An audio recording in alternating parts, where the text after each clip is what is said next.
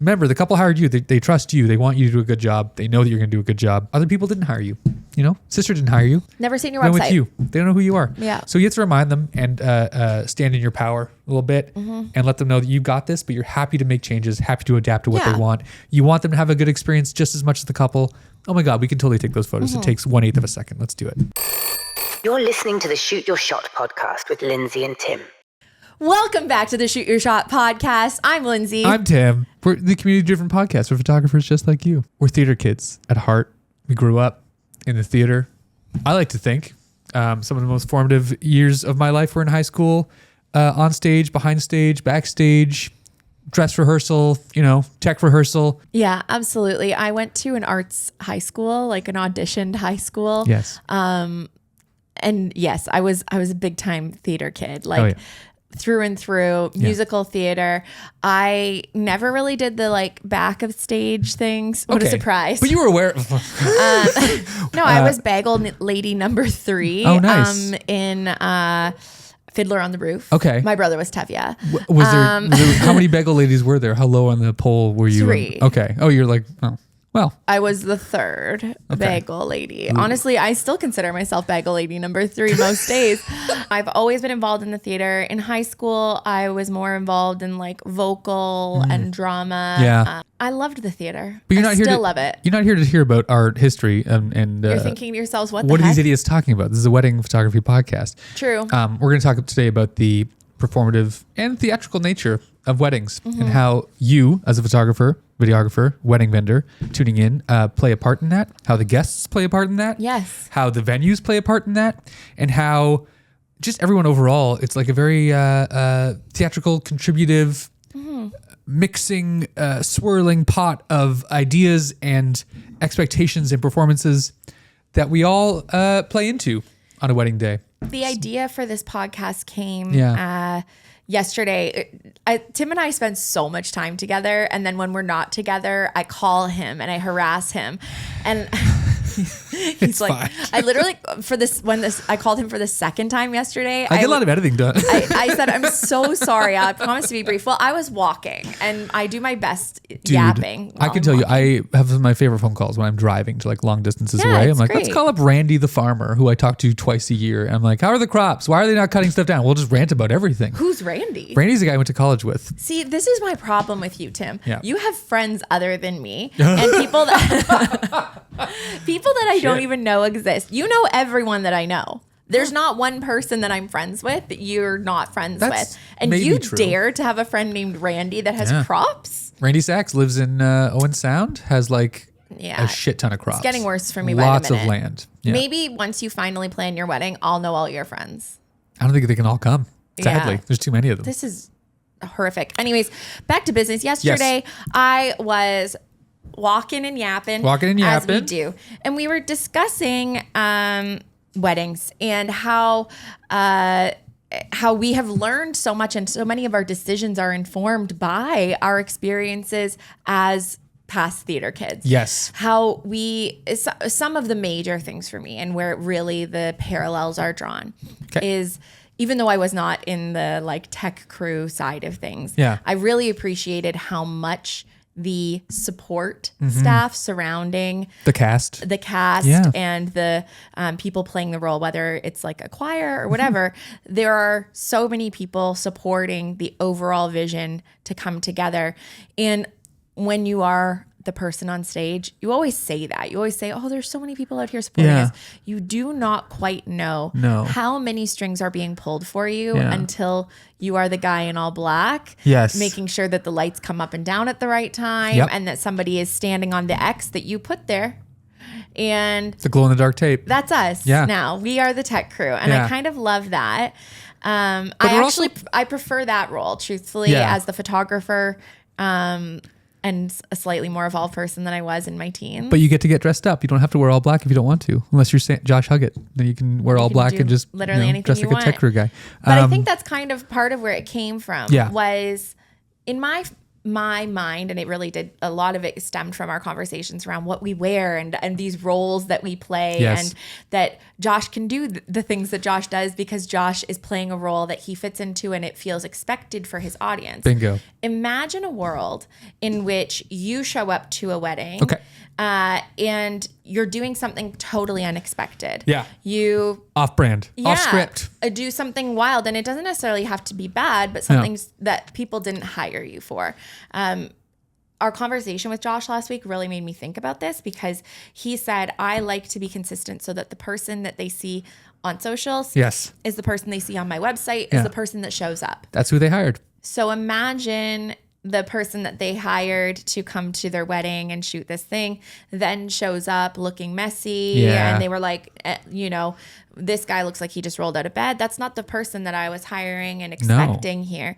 And now the production is off. The expectation is off. And I think a lot of that comes down to trust. Yeah. It comes down to the faith that people have in us as the vendors in order to make sure that this thing goes off without a hitch. I would like to go next in this conversation we're having, this lovely conversation. Please, back and forth. Thank you so much for subscribing. Kind of the roles of I would each love that. vendor, the venue, the cast, quote unquote, the wedding party, how we all line up and to couple. a theater.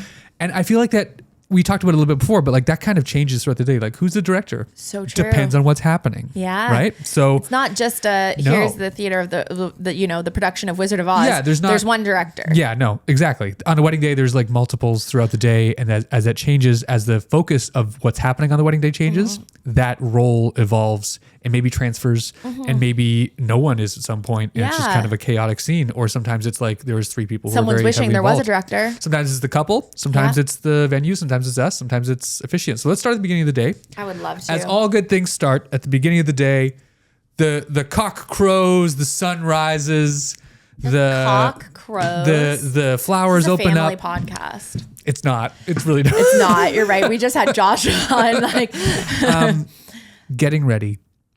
Let's do it. You know what? But okay. No, go for it. What do you got? Not yes and us already so far which in. is another thing. Yeah. Not to go Write that against down. the improvisational nature of weddings. Okay. Where yes, we need to discuss yes and.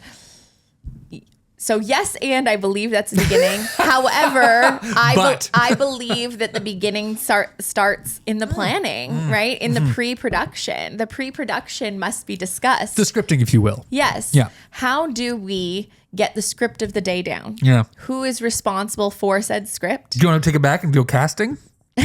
We're doing casting call, babe.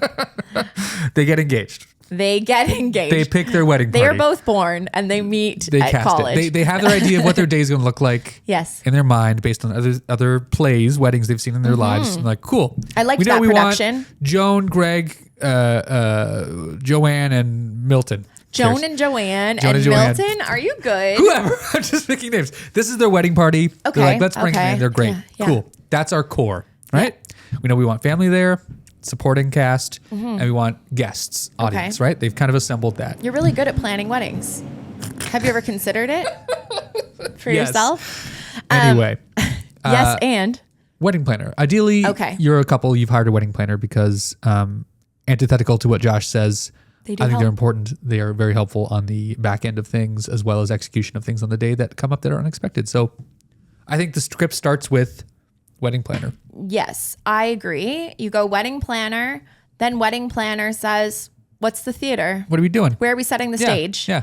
And the wedding planner typically is the person that helps you determine what's your vibe, what's your budget, what's your overall energy for this beautiful event / production we're going to put together for you. Yeah. Who do you value and who do you want there? Yeah. From family members, helping you arrange like guests lists, and then ultimately to your tech crew, your vendors. Who do you think that the planner is most like in the theater? I mean, biasly, I'd say us, but I mean, like producer. They meant who do they like in most? The theater, who are they most fond of? I'm like, well, us. Us, obviously. I mean, like, who are they most like? Who are we? What? Producers. They're executive producers and executive producer makes sense. Script writers, copywriters. Yeah, I'd say they're like the producer. Yeah. They're the ones that they, for the most part, understand the budget. They understand the roles that everyone's going to play. Yeah. They're the people putting all the people together. Love it. Right? Yeah. So studio executives. I do respect and love the role of a wedding planner. Sorry, Josh. There's a reason why it was a strong opinion, loosely held. Yeah. I mean, I think he holds that one pretty strongly, but we're allowed to disagree. It's a long life. Opinions change. So I agree. Producer is the role that we're giving the wedding planner. Yep. So they're like, okay, next step is we need to find the stage. Yeah. Where are we going to put this show? What's the venue? Yeah. And that's when they start, deep diving into capacity. Yeah, the specifics. Religious and like traditional values of the couple, what they want to highlight, how they want to highlight things. Flow of the day, like what time of year, we doing this outside, doing this inside, is this theater in the round? Should we do Macbeth on Valentine's Day? Is that a bit offensive? Is that appropriate? Yeah. Depends on your vibe. I don't know. It's up to you. They start dreaming, big picture. Yes. Then we start getting into the nitty gritty. Who is the cast? Who are the family and friends that we're going to have there? Yes. And then, okay, we've got those people. Who would be the best people to support that? If you have this cast of like wild misfits, Joan and Joanne Milton are and Gray. Misfits. So then perhaps you want like a more wild and undone crew to help you out. Or maybe you want the super professionals because you got to deal with Joanne that's been ripping lines in her trailer all weekend. We've got off the rails. Off the rails here. So you're looking at vendors. They want to see, who's supporting them on their day. Who's helping them hit their marks? Who's like capturing it? You know what I mean? Absolutely. Who's documenting things and who's making sure that music cues happen, making sure that the ceremony itself goes off without a hitch. A lot of that comes into play when you choose the venue. A lot of that's like determined. What do the meals look like? What's the thing in the middle of craft the play? Services. Okay. Okay. What do you call that? Intermission. That doesn't really track, does it? That's not really. I don't think there's really like an intermission. It's not a 1-for-1 if you haven't noticed. We're kind of riffing, but the overall idea is there, and we're getting through it. Thanks for getting through it on this podcast. With us. No, I believe that is a very valid correlation thus far. Now moving on from the pre-production. Okay, pre-production is so important in order for us to make sure that production day goes off. Can you imagine a world in which you get to a musical theater? And I don't know, you probably experienced this, and I certainly did, where people were under-rehearsed and under-prepared. Oh, yeah. No one read their show notes. They had no idea of their cues. They didn't know when they were supposed to be changing. Yeah. People missed dress rehearsal. We're cooked, buddy. We're absolutely cooked. Even improvisers, people who are like in these improv teams all over the world, they practice constantly. They may get up and react. Practice to improv. You may get up and react to suggestions from the audience, let's say, in this theatrical production of your improv show. But overall, you understand the rhythms of each other. You understand that how to work together, how to create something new on stage, how we mesh. And I think that's why it's so important that the role of the producer, whether the producer happens to be the couple themselves and they don't hire a planner or a planner, understands that hiring a team of your supporting people is so important that we all work really well together and that we all vibe together, because I don't want your wedding day to be the first day that I've ever met this person. Bingo. If it is, it's not a big deal. We do it all the time. Yeah. We do it literally all the time, but the days where our flow is the best and we get a standing ovation are the ones where you and I are working together. Yeah. We're working with Michelle, or one of our great planners that we work with so often. Jeff's there. We've got our friends that are DJs. Like all of the things that come together really are because of the pre-planning and because of that pre-production. And that shorthand, that familiarity we have with each other as vendors on the day, supporting and being the tech crew of the day, What's really interesting to me is that, this isn't I digress, but I feel like it makes sense. For those of you who don't know me, I used to be Miss Oktoberfest in Waterloo region, Kitchener-Waterloo, where we live. I was this what do we call it? An ambassador. Role model. Yeah, an ambassador. I was an ambassador for the largest Bavarian festival in the figurehead, world outside. Kind of like a yearly annual. Spokesperson. That's a good outside of Munich, Germany. So we host the largest Bavarian festival outside of Munich, and I was the face of it for a period. It started out as a pageant. Yeah. Where there was many theatrics, where, there was a bikini contest. Listen. Is there legitimately a bikini contest? It was a qualifier for Miss Universe. Are you fucking of course, kidding me? there was a bikini contest. Yeah. So what is wrong with this? I guess, buddy, I would bet our American listeners, I guarantee they're very well versed. Like, pageants are still a huge thing in the U.S. Like, it's not really anywhere else, but it's a huge thing in the U.S. So I was not a part of the pageant thing. Pageants. Somebody showed up in like a meat suit, like to protest it. So then it became a different role, which is the role that I stepped into, which Lady Gaga? Didn't she do that one year? Yeah, that was a thing. Yeah, okay. But I don't think she did it in protest. Okay. I think that was just like a Met thing Gala? that she did. Okay. So it was protested. They said, that's not really cool. We don't really need a pageant. And they said, okay, respect. Let's turn this into more of a role that is like putting women on a platform and giving them a stage and a microphone and blah, blah, blah, blah. When I was in that role, I literally felt like I, only looking back on it, was a mascot and was playing like a caricature of a person. Okay. Because as a spokesperson, as anybody who's ever worked in any professional capacity at all whatsoever, unless you're Josh Huggett, you're probably putting on a little bit of a mask and a little bit of a face in order for people to feel very comfortable with you as this person. Yeah. So in my case as Miss Oktoberfest, it was the most obvious that I ever recognized that feeling. I had a crown. I literally wore a tiara. Just a wave like this, right? Yeah, there's a wave. I wore a dirndl with a sash that said Miss Oktoberfest, and kids came up to me and hugged me like they knew me. Yeah. People would get photos with me thinking that we were friends because they're familiar with the concept of me. Yeah. So to bring that back to how I feel about our role, people are familiar with the roles that we are all playing on a wedding day. Yeah. Or at least their idea of it, based on television, based on other media that they've their own seen, experiences, based on going to other weddings. Yeah.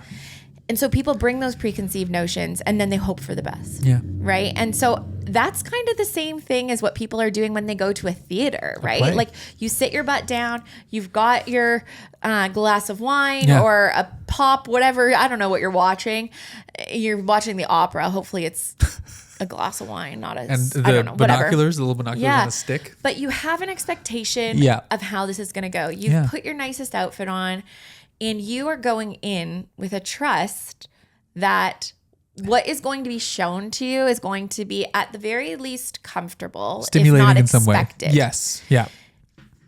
How do you feel like that falls off the rails, and where do you feel like on a wedding day? And this is a many numbered list of where things can fall off. There's so many, but please ask. From the beginning of the day to the ceremony to cocktails and reception, where do you feel like, and I'm not just speaking about us as photo and video, I mean like generally speaking. Yep. Where do you feel like that fourth wall is broken and the audience is saying, what's going on here? I did not sign up for this. The answer is with a caveat because of also media and movies and TV and things we've seen on live. Let's go. In life. Weddings are a comedy. They're not a drama. They're not a tragedy. I hope they are. They are a comedy. They are joyful. They are fun. They are filled with love, and they are meant to elicit positive emotion in the cast, the wedding party, family members, couple, as well as the audience, to make sure that they're like, oh yeah, love exists. Love's great. Rom-com. This is a happy story. It's a rom-com. Thank you very much. Yeah. Which, with the caveat of like, I object. You know what I mean? Yeah. People don't want it to happen. No. But if it happens, they're like, oh shit. You know, rub those hands together, like some juicy stuff. It's going to be good. I've never had. Have you ever had that? No. No, I've never had that happen. Or when like something happens, like something catches fire, touch wood, because I don't want this candles lighted on fire. But like something like that happens. Like there's tragedy, not expected, but like there's like a human being like train wreck kind of aspect that people are not hoping for, enjoy. but they would enjoy if it happened because it's a fun story. Okay. So overall, rom-com, delightful day. Yeah. I think when things outside of the expected, like I object, or like photographer falls in a standing pool of water, or like something goofy happens. Yeah. Outside of that, people don't want to be treated rudely on a day. I think that takes you out of the fourth wall. That breaks that fourth wall experience. Like we discussed a couple of episodes with the like batting somebody's hand out of the way and being nasty to them about taking a photo. It's like, oh, it just didn't bother me that much. Yeah, when you break that kind of paradigm, that mask that they has of like this being a joyful experience, to be like rude, inappropriate, gracious. Ungracious. Yes. Yeah. That's when I feel like people start to notice it. Yeah. And the facade of the day of the joy that you're experiencing, you're expecting, kind of falls away dramatically. And it's like jarring almost. Yeah. I think that people are very much expecting a light and delightful, like doves floating out of a Cinderella moment, right? Yes. The nicer side of Cinderella, not the evil stepsister side. Right. I think that's a really huge one is the energy and the kindness and the quiet confidence that we as the paid people, as the crew, bring to a day. Yeah. If the usher at a theater immediately snaps at you and says, you can't bring that in here, you can't take your pictures, whatever, it does bring you out of the moment. And takes a lot more for you to get back in the headspace of, I'm here to enjoy myself and I'm here to enjoy this day. And there's a way for that usher to tell you do not take photos or not bring the 6-foot hoagie into just the a reminder. Hey, just so you know, the couple's really expected you to be present. Please put your camera away. They want this for you. It's like, of course, I can happily do that. Yeah. There's a way you can frame things on a wedding day where it's not so much of a command. No flash photography in the theater. Thank you so much, sir. Yeah. One of the other things that I think really pulls people out of the moment of the theater that they're in and that they're expecting, and this one is maybe too specific, is a poor ceremony. Oh, yes. So we hear this a lot from couples where they say, we don't really care about the ceremony. We just want a really good party. You really should, though. And first of all, weird. We're all here. I mean, I understand it because I think people, especially if you've had like too much religious trauma in your background or something like that, where ceremonies can feel heavy for you, then I do understand being like, that's not what we're here for. When they say I don't care, but they're saying like we care not about excited about that. We care about our relationship and the solidification of it, but having a priest or whatever is not really our thing. No. So we're hoping that the officiant can just make this fun and lighthearted, painless, and let's move it on. Yeah. We have a wide variety of officiants in our area of people that are incredibly skilled, very thoughtful, very well prepared, very well rehearsed.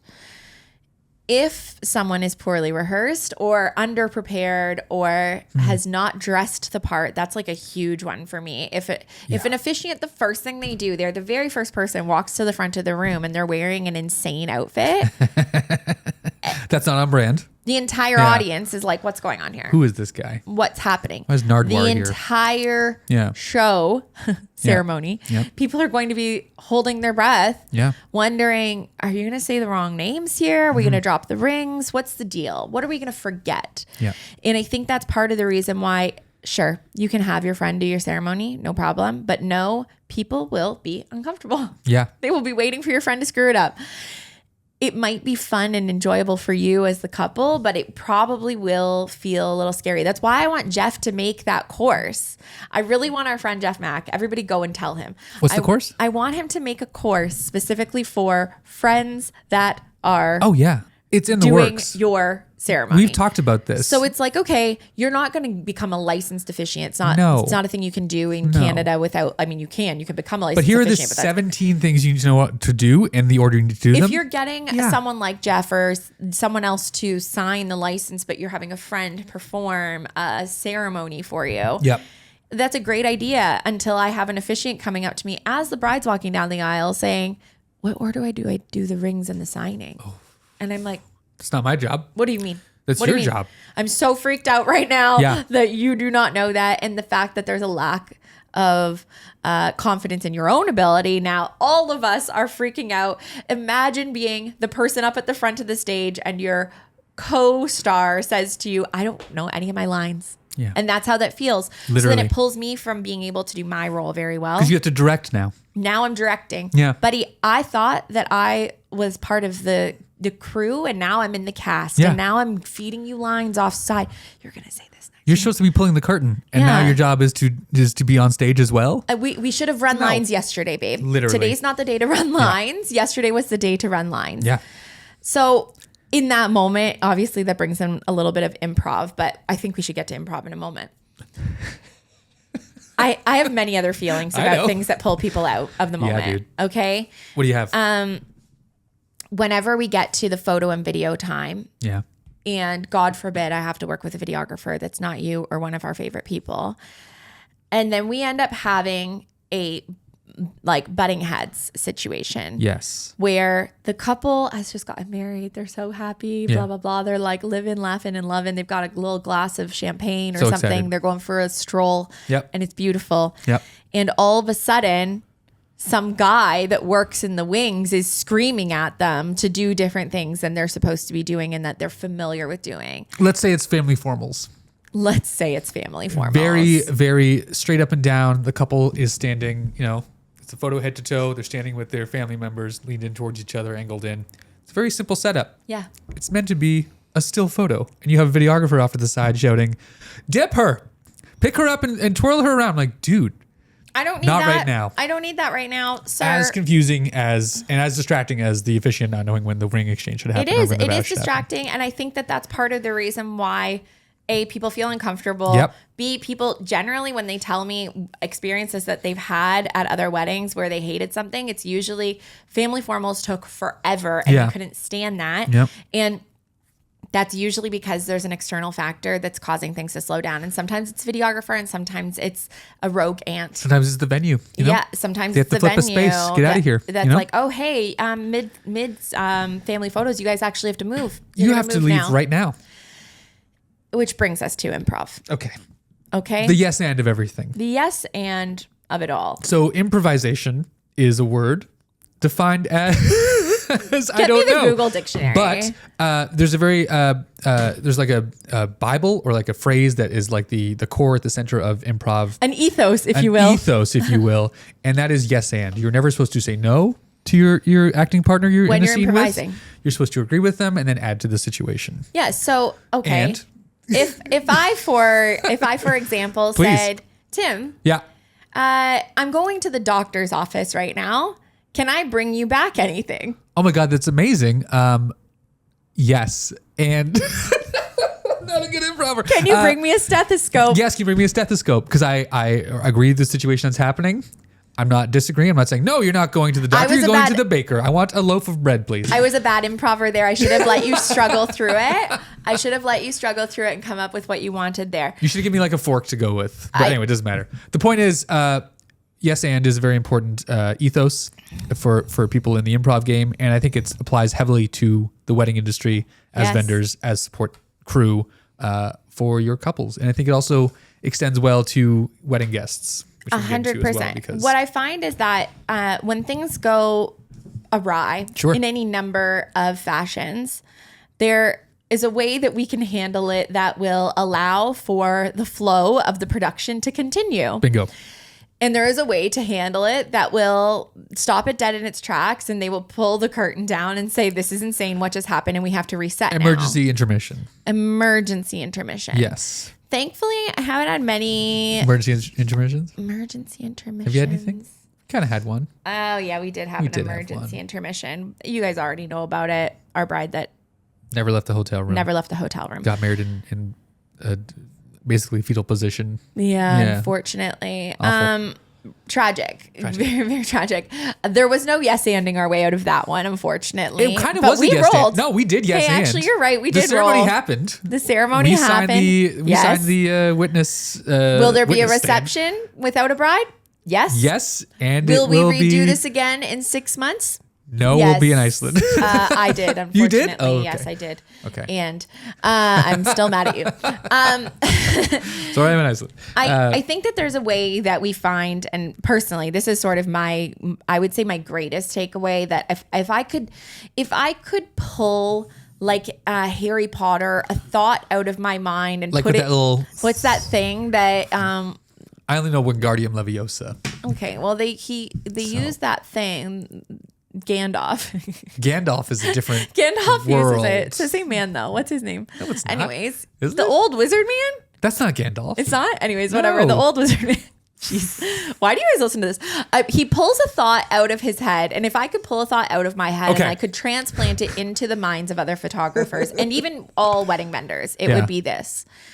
When things go south, it is not our personal TLC wedding reality TV show where we go, oh my gosh, everybody stop. Does the bride know about this? Should we make this huge issue and make sure everybody knows about it? Absolutely not. Bingo. That is not what we're going to do.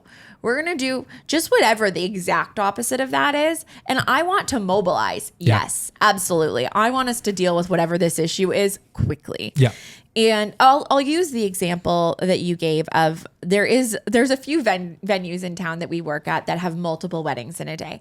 And on occasion, the schedule that is given to us is not the one that we planned for. Yeah. Whether that be because the ceremony starts late or the ceremony runs long, or there was just poor communication between the planners and the couple. The venue or and, the couple. yes. Yeah. And then we end up with a situation where we're in the middle of family photos at the end of the ceremony. We're butting up against another ceremony. And I about get a to little start. bug in my ear saying, hey, how much longer are you going to be? how much longer are you going to be? Classic. My favorite question, it's not because you're curious. It's not because you just want to know how I'm doing what I'm doing. And it's usually the very first photo. I've gotten them right in front of me. Yes. There's a fireplace. They're standing right in front of me, and I'm pulling the camera up to do this. How much longer are you going to be? Literally And I'm just started. I I have a list of 20 more 20 photos to pictures. take, and then we have to do wedding I'm party about here. to do number one. It's also snowing And outside. I also have no idea how long it will take because I haven't taken the first 5. And the first 5 are usually an indication of how quickly people will move. Yeah. And who is all here and who is not here. Bingo. I have to do the first 5 to know how long the next 20 will take. Bingo. If I haven't taken the first one, I do not know how long it will take for me to find so-and-so who's now already left for cocktail But I can tell you it's taken 30 seconds longer than you wanted to because we had this conversation right now. And then the follow-up question is, why? What's happening? And they go, well, because of the weather, they are allowing the next couple to do a first look in here, and they're going to do that in about 20 minutes. Nope. And it's always said in this very sweet little voice. Yeah. And in that moment, and it happens all the time, honestly, it really happens way too freaking often. Yeah. You have 2 options. You say, no, not doing that. I literally don't give a shit. They're going to have to find a new spot. I don't care at all. Or you can say, okay, I understand. I respect your need to have this other couple come in. Yeah.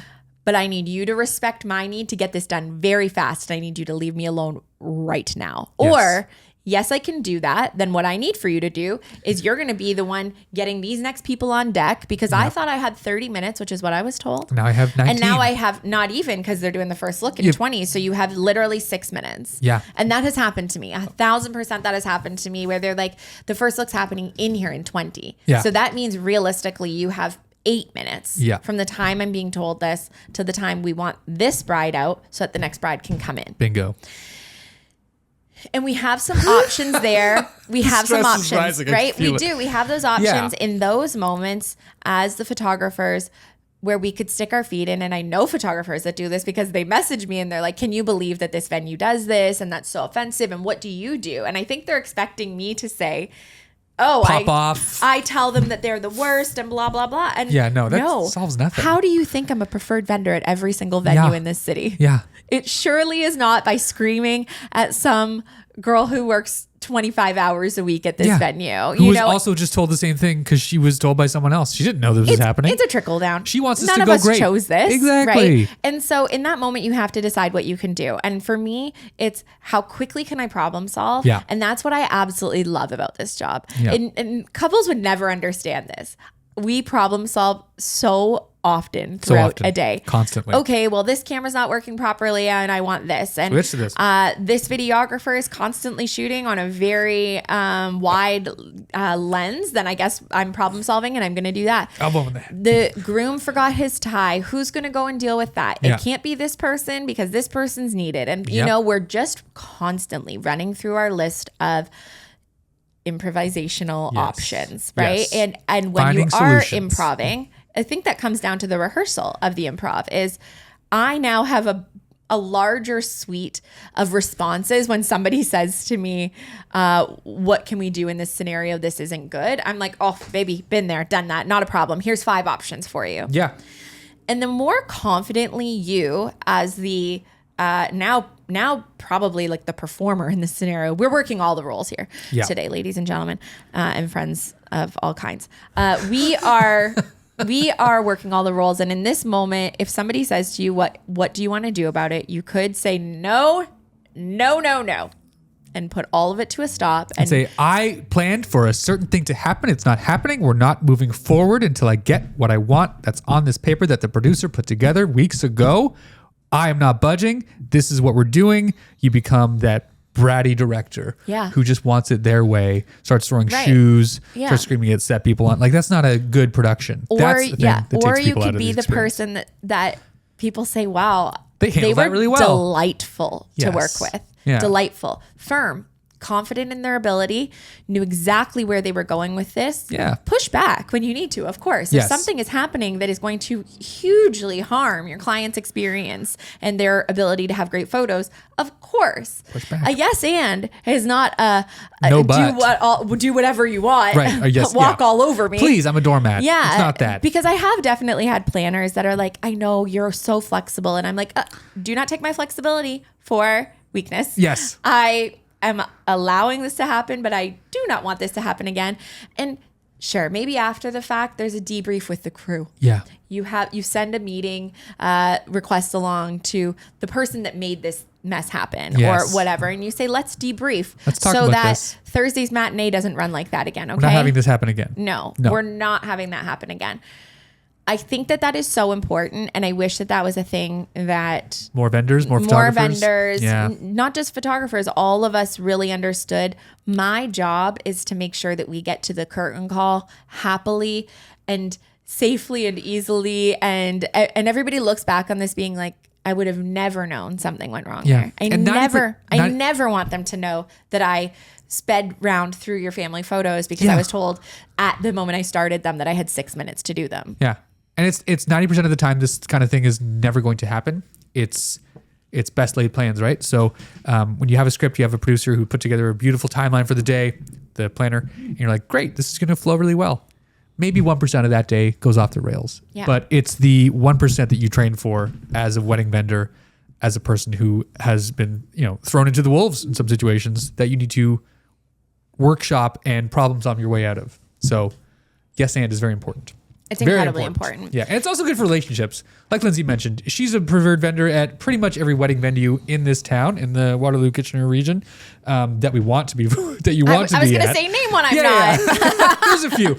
Probably you don't want to work at them because the couples cannot afford you. And people, babe. And they're not yes and people. So having those relationships supported by your yes and can-do play ball attitude will help you as a wedding photographer, wedding vendor. And it's really interesting because I think if a photographer came up to me, I'm going to change my answer now because when photographers come up to me and they say, how do I get on a preferred vendor list? And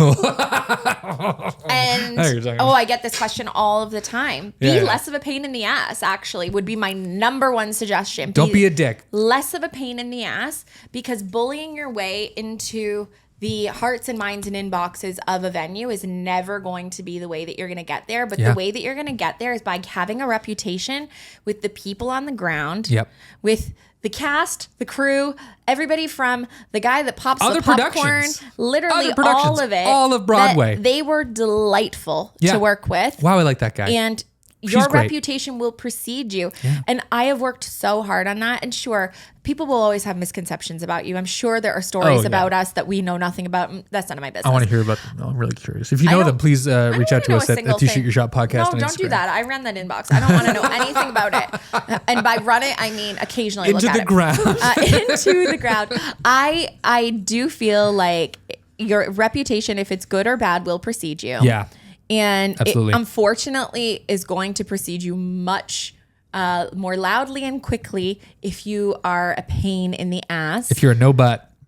And so be a yes and person. And now I'm going to change my answer moving forward. Please. So if anybody ever asks me, I'm going to just direct them to this and say, take some improv classes and become a yes and person. Yeah. You know, figure out how to make that ball roll. Yeah. No matter how many weird stairs there are in the way, going uphill or down. Do you want to go through the day and decide who the director is? I think the director is the most important part of Okay, tell me your roles. Okay. I've said enough. Yeah. Well, let's start with getting ready. Who's the director? Who's directing that show? That portion of the day. I feel like every act or section or block of the day, you think it's hair and makeup? Yeah, I think so. Yeah. That's their show, baby. Yeah. They run it. They're the ones making sure that everyone's on time, 100%. Looking great. It's technically the green room, but it's also the stage, right? And it is interesting in that moment because when I will show up and I say, hey, how much longer do you think we need? I never mean that. I never mean that in a way to rush them or anything. No. I don't care. It's not. No, don't give a shit. This is not my production. Yep. I'm asking because I want to know if the call sheet is still on time or not. And if I have time to go run to the other wedding party side and photograph them for 100%. Yeah. But it's a very scary question to ask because sometimes you we just started or we're right on time. And I'm like, baby. That's a good point. I never preface it with hey, it doesn't matter to me, but just curious. Yes. Where are we at with timing? Where are we at? It doesn't affect anything. I don't want to pressure you, but I'm just curious, so I have an idea of where we are, and what I need to adapt to. I think it's a very important thing to say as a wedding vendor, a wedding photographer, a wedding videographer. This isn't to rush you, but yeah, good this point. Is not to rush you, but I'm just curious where we're at. Yeah. Is the schedule that I have still accurate? Do I need to make any updates? I don't care one way or another, baby. There's all kinds of buffer built into my plan for the day, so I don't care. As we go through the day, we go through the day determining who the directors are, who the cast is, who's performing, who's supporting. Yeah. I think it's always important to know that the wedding planner or the person who's coordinating the day of coordinator, is kind of hovering in this cloud space above the day. Producer. They're the producer. They're the one making sure that everything's still, I love a producer role. Me That's too. A fun one. It's a fun one. Yeah. You get to just watch. Are you guys all doing the thing I told you to do right now? Great. Yeah? Okay. Great. I'm going to go back to looking at my list. So let's say we're doing a first look. Okay. A couple wants to do a first look. Who's directing that?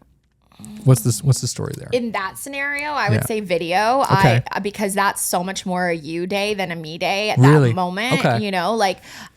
I'm happy to find a spot and a location and lighting. And sometimes it ends up me being the one that starts that off. Yeah.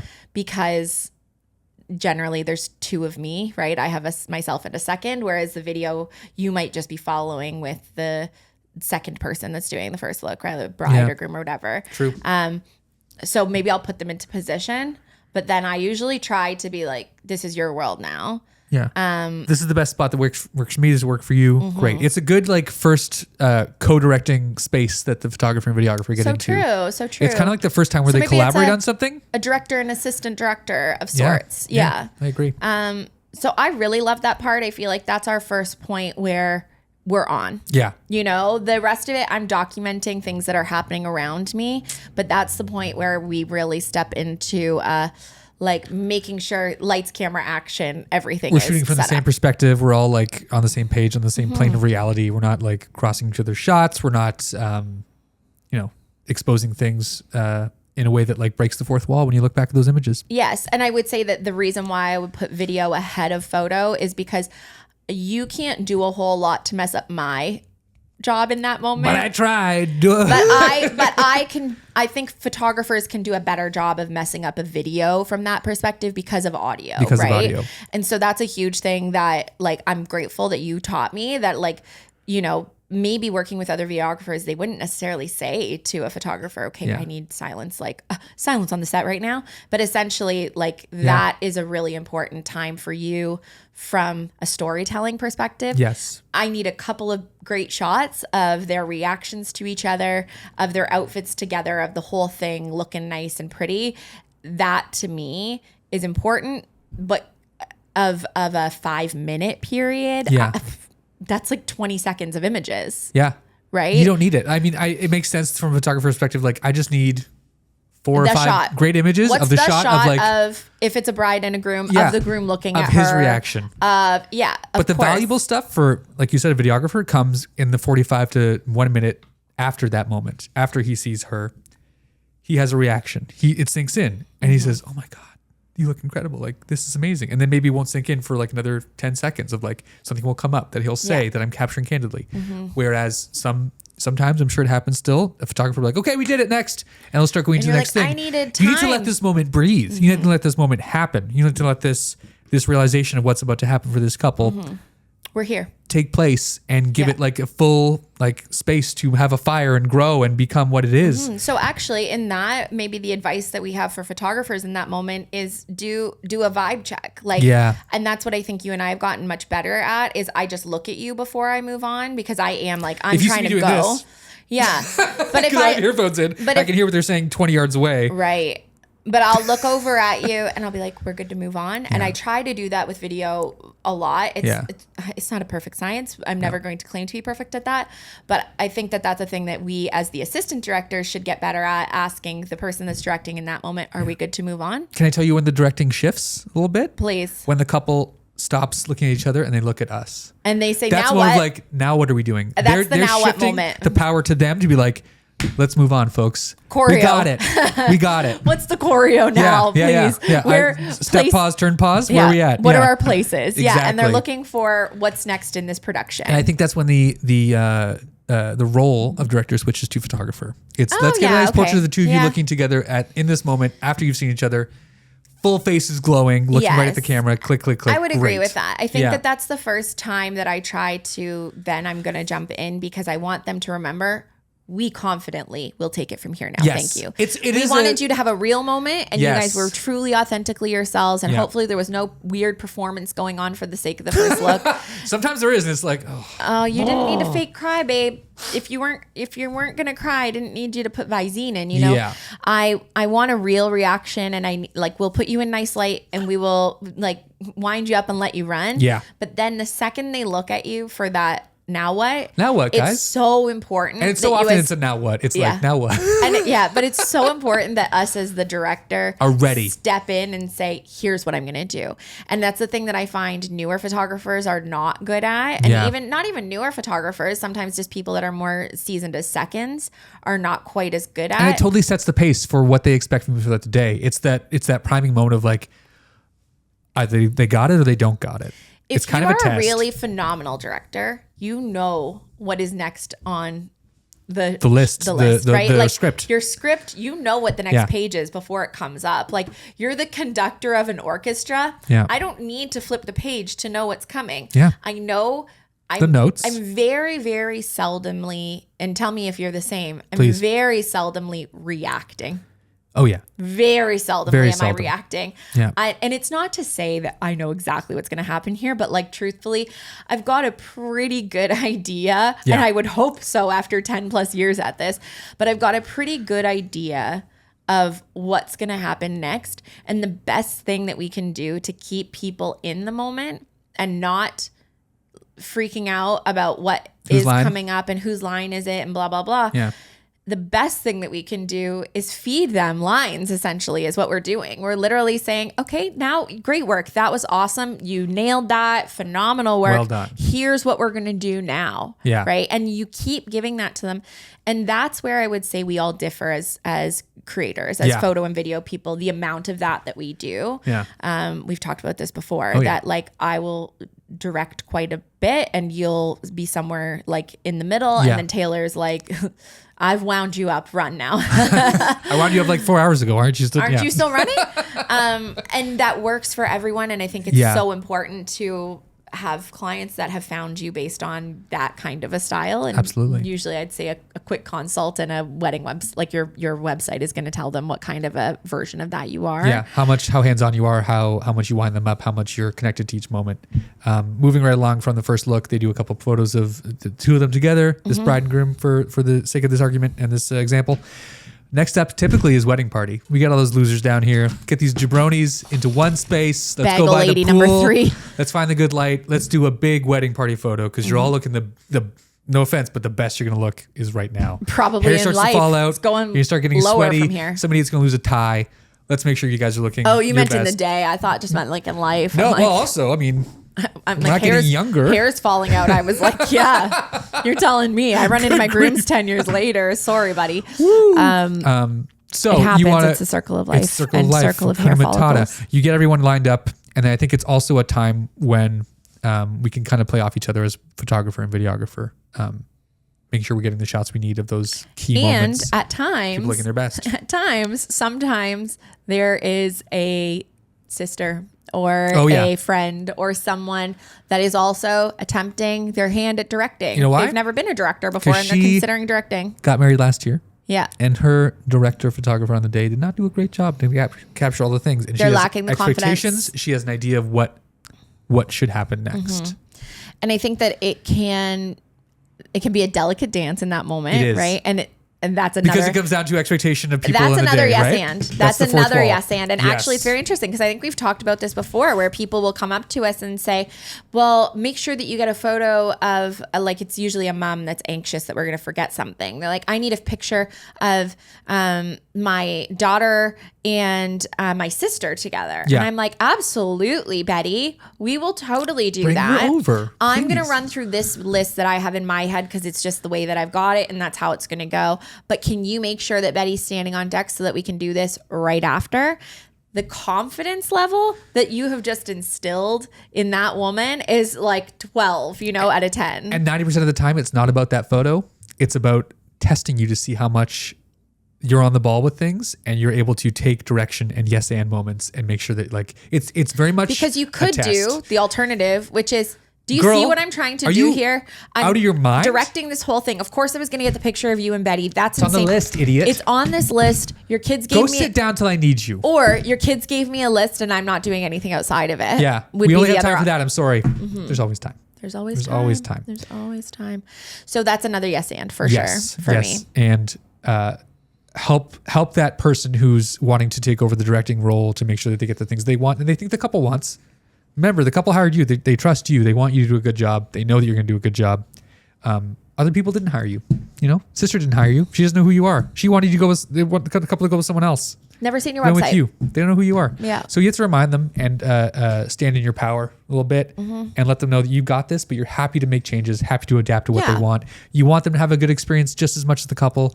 Oh my God, we can totally take those photos. It takes 1/8 of a second. Let's do it. You know what I mean? I may not have been the director you chose, but I'm the director you have. Yes. And so now you're going to learn how to respect this direction. Yeah. At least for the time being. Bingo. In which case, after, if you end up going doing your own little iPhone photo shoot, babe, by all means. So let's say family formals happen next. Yes. That's pretty much photographer. I don't see a videographer needing those. It better be. Moments. Yeah. I'm usually off to the side as a videographer getting reaction shots between things. Like I'll whisper in your ear if it's like a wedding party, like, hey, have them look at each other. And then I capture those moments. Those are like nice extra gravy to have on the wedding day. If or you're a before they videographer. leave that spot, let's have them slowly walk out of it instead of just let's create disperse. some candid moments that are portrait based, but also like very planned and have a bit of motion. So I think photographer takes the reins for that part of the day for sure, especially for family formals.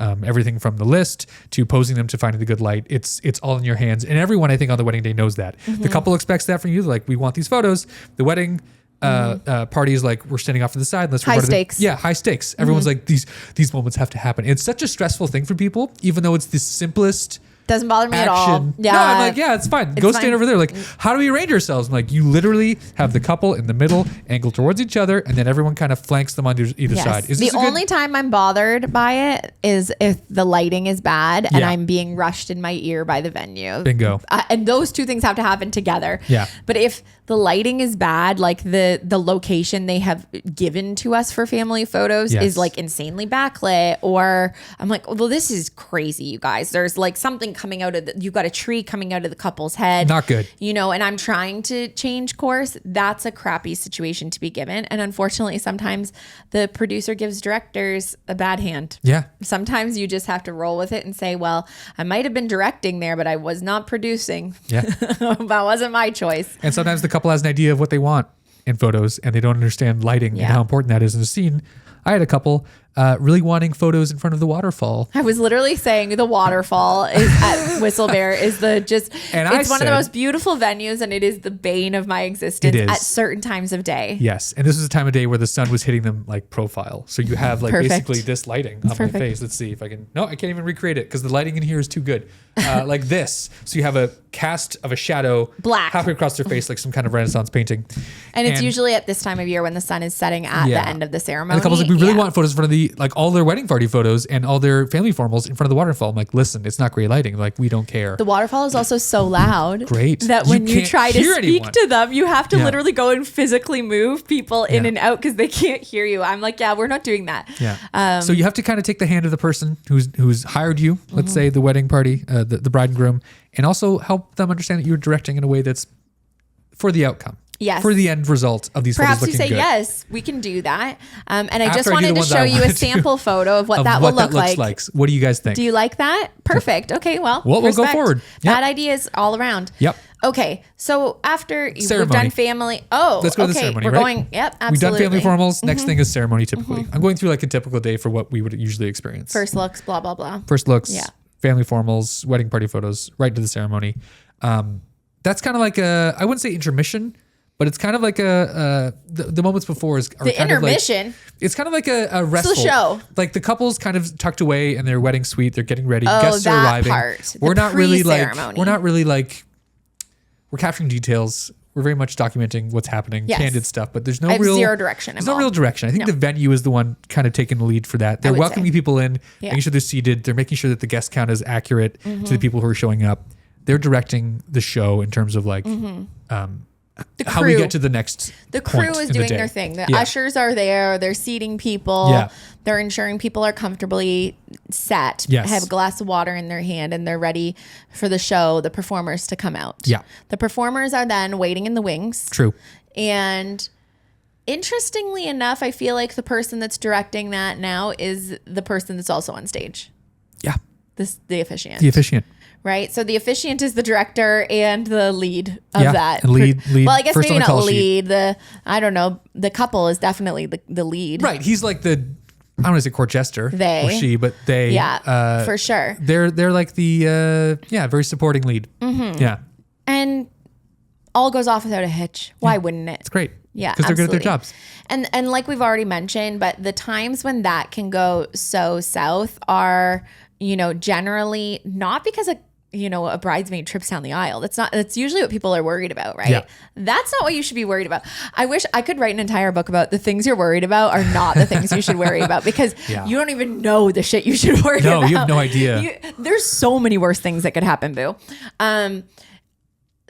Something real, like a person tripping or somebody smashing a candle at the beginning of the ceremony by accident, a water thing falling over, like a vase of tall water vase with of water. with a candle floating in Yes. it. Yeah, that shit happens all the time.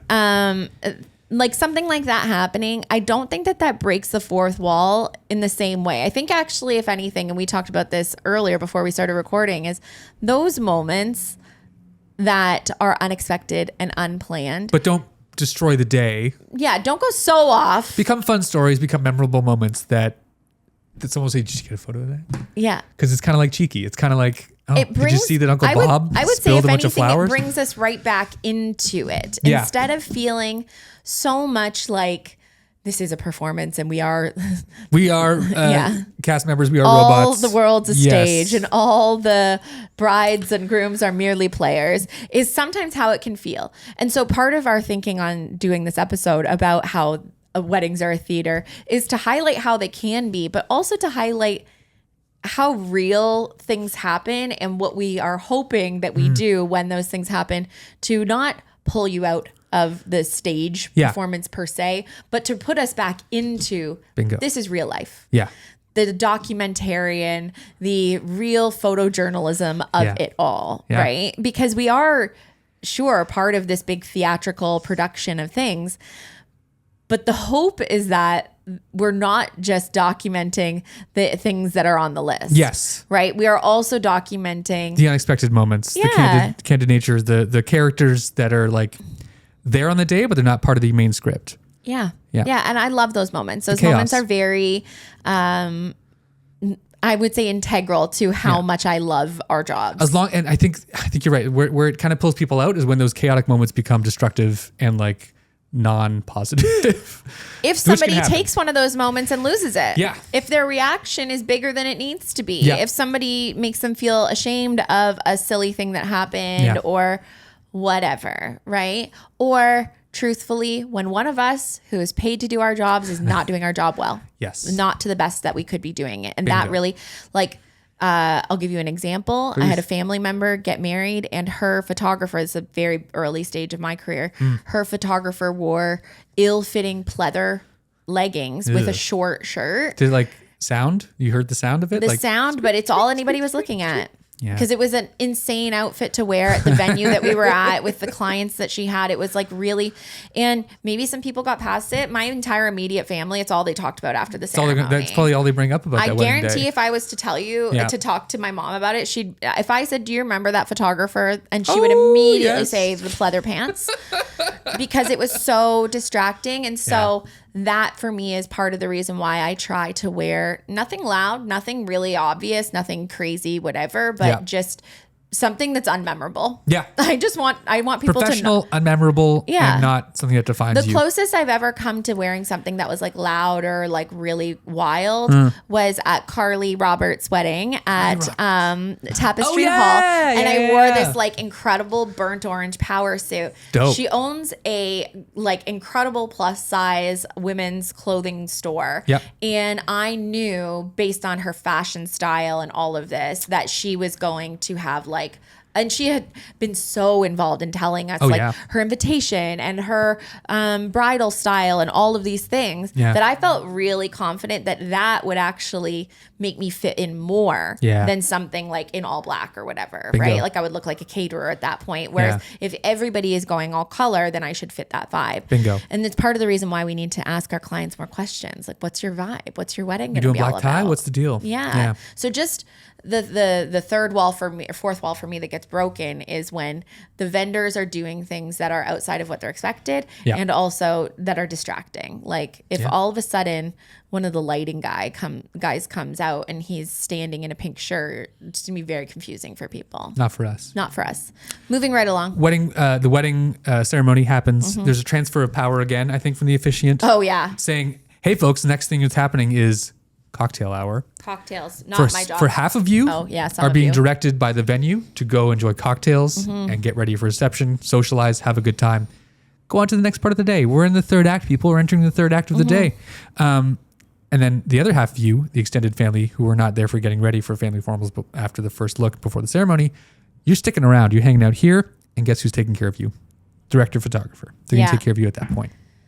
I thought we already did family photos. We're doing This more is extended. now. It's exhausting. Grandma and grandpa are there now. Oh, okay. I'm sorry. And uncles. I've never shot a wedding. This one's my first one that I've ever worked my way through. The call sheet's long on this. Yes, you're right. Extended family photos. Same deal. Same deal. Photographer is the director. Yep. Then I would say there is like a little bit of a shared dynamic between myself as the photographer, the videographer, and the venue, wedding planner and concierge, like whoever their person is that's running their show from a culinary experience, whoever is bringing them food and drinks and making sure like the party is on. Yep. There's a real dynamic that we all share to make sure that they're enjoying themselves. Yeah. We don't need the lead characters on stage passing out due to lack of cocktails and water and cocktails and food. Like I think there's also a point where you need to be checking in more and more with your couple at this point of the day because they are missing out on something. They're missing out on cocktail hour. They're missing out on the thing that they're probably going to really want photos of. And the one thing that they're a part of the day that they're not really experiencing, which is their guests after they've already seen them, they've been up at the altar.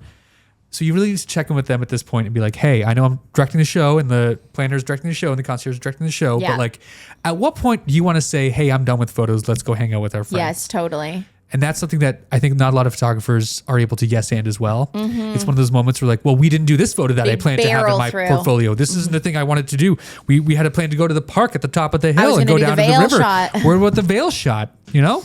Instead, it's a C on the tiered list of things to do, but we need to do it. But instead, I would say in those moments, and I've been there for sure, where I'm shooting for my portfolio and whatever. It's a banger, like sunset-y kind of beautiful afternoon, evening. You're like, this is amazing. Let's go to the top of the hill. We can get some really nice photos. But the reminder there of the entire overall experience of the audience, which now your couple are a part of, actually. They're trying to be a part of the audience. They want to just enjoy the show now. They did their big scene. They their did the big scene. debut was done. They did the dance, not the dance yet, but they did their big monologue, so to speak. Yeah. They performed, they had their close-up moment being the ceremony itself, and now they're like, okay, I can relax. I can become more like the guests I invited. Yeah, and I think that they are trying to get there usually as quickly as possible. Yes.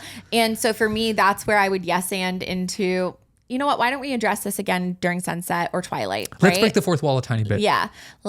In this cocktail moment, hour. You and me? Oh. No, but I mean, like, that's a point to be like, hey, I know we're having a good time taking photos. At any point, what's your appetite? You want to do this? Yeah. We can stop at any point. Yes. It's your day. For sure. Yeah, totally. And I think they appreciate that. That's one moment where it's like, hey, we're doing a thing that's kind of pre-planned, but like, we can also, at any moment we can stop and pick this up later. We can totally pivot. Yeah. This camera shall stay in my hand until I leave, which is probably a few hours from now still. Yeah. Usually I try to take a very much back seat from this point on. Okay. Like with my eye on things, like I'm I'm usually keeping a pretty solid eye on stuff, but this is really where we shift into documentary kind of an approach, right? Yes. Short of there being, yes, we said yes to some evening portraits, or yes, we said yes to some more sunset or twilight or whatever photos that are there. Yeah.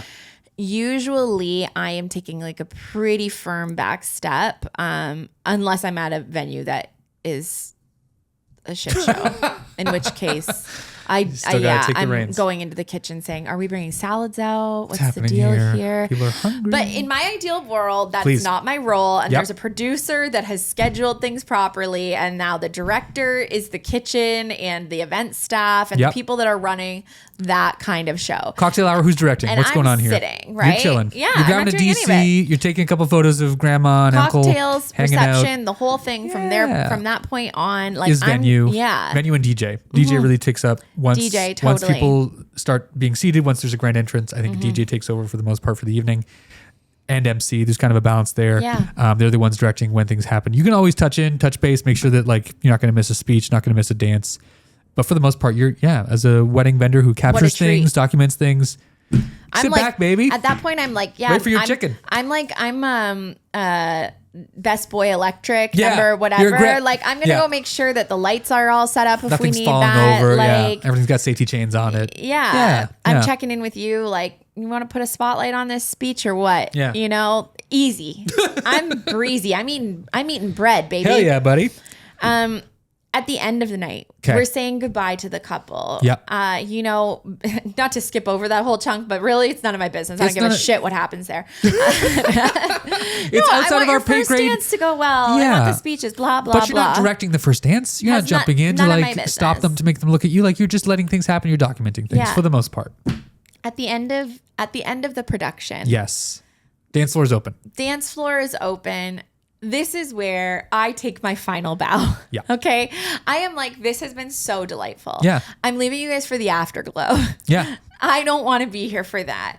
The director should never stay for the after party. That's Agreed. one thing I absolutely know for sure. The director says to the crew, you guys have a blast with enjoy the hotel lobby. These people. It will not be us. It's not for me. Yeah. I'm going to go home and I'm going to debrief with you after the fact, and we will chat later and see you have so much fun. Yeah. I usually do try to say goodbye. I usually do try to say like a quick see you later. If you again, Josh Huggett, he has this thing where it's like Irish goodbye, right? Yeah. So I'm not a huge fan of the Irish goodbye, but I would say, I don't know, what's in between Ireland and us? A Newfoundland goodbye. Iceland? No, I'm doing like a Nova Scotia goodbye. Okay, where I might pre-plan a sayonara suckers, where I will go up to them, depending on how rowdy it's getting, half an hour to an hour before I'm planning to leave, and I'll say, listen, I want you to have so much fun tonight, so I'm going to say goodbye to you now. I'm not leaving. I just want you to not like feel like you're on, or like we need to be talking about what feels like business for all of us later. And I don't want to pull you out of a rowdy dance party. Bingo. And so I'm going to say goodbye now. I'm going to give you the hugs, and we're going to do all of these things like when it's a good time. And sometimes that's like at the end of sunset, depending on if it's a late sunset. Sometimes it's just after dessert before they do their speech. Yeah. I will just sort of pre-goodbye things. And it's also a moment to touch in and say, hey, is there anything else you need from me at this point? You have 45 minutes left in the time. This is the time. You want that photo with grandma of like the three of you like raising the roof, whatever that iconic photo is. Let's do it now. Yeah. So I would do a Newfoundland goodbye. Okay. Where I think it's like a little bit more polite. Maybe it's just the etiquette queen in me that absolutely cannot stand that someone invited you to this nice event, even though I was invited and paid, but that someone would dare just leave without saying goodbye to me feels incredibly offensive. And also it begs the question, what time did they go? Yeah. How do I even know what time they left? Were they here for the moments that were they here when so-and-so got lifted up and they did like the hora? Like I need to know, you know? Funny because I know the exact moment and our bride messaged me like, did you get this? And then she saw later that I was in the background of the reel that they're referencing. I'm like, oh, she's like, oh, you're in it. So you're yeah, in it. So you were there. Yeah. And so for me, Yeah. it's just like, I want people to know I'm not going to leave before something important happens, Yeah. but like I might give you a peace out and we don't have to do like a big hug. No and hug. You're going to have to pull yourself off the dance floor so we can hear each You other. change momentum of the day. Again, you're pulling yourself out of that moment. You're pulling yourself out into like the, I don't want you to have to pretend to be sober and be like, I had a lovely day with you. You were an exceptional so funny, vendor. right? Like, no, just be drunk. It's all good. Be wasted. It's all good. And so, yeah, my goal is somewhere in between an Irish exit and a really long drawn out goodbye. Respect. Yeah. That's the wedding day, folks. What have we learned, Lindsay? The wedding is theater. What have we learned? What's number one? I've circled it already. Yes, and yeah. I think it's yes and, dude. Yeah, I think yes and is the most critical thing that we've learned here as the little theater nerdy kids that we are, is just like learning to roll with the punches, learning to not slow anybody's roll when it comes to this show going on. Yeah. And I'm not trying to say like the show must go on, like we're going to work through absolutely anything insane that ever happens. But what is our role as the sometimes director, sometimes supporting cast, sometimes whatever? Yeah. And how can we ensure that the people who are the people that are on stage and putting themselves in the spotlight out there and being vulnerable for an audience, how can they feel the most supported and like the cast and crew have their back? That's it, baby. That's it. Thank you guys so much for being here, Tim. This was a fun one. I really enjoyed it. We will be back next Monday. Hell yeah, brother. Thank you so much for being here. Sayonara, suckers, and we will see you soon. Bye, friends. Goodbye. Like, subscribe, comment, share, and do all the things with this video. 5 stars. Goodbye. I love you.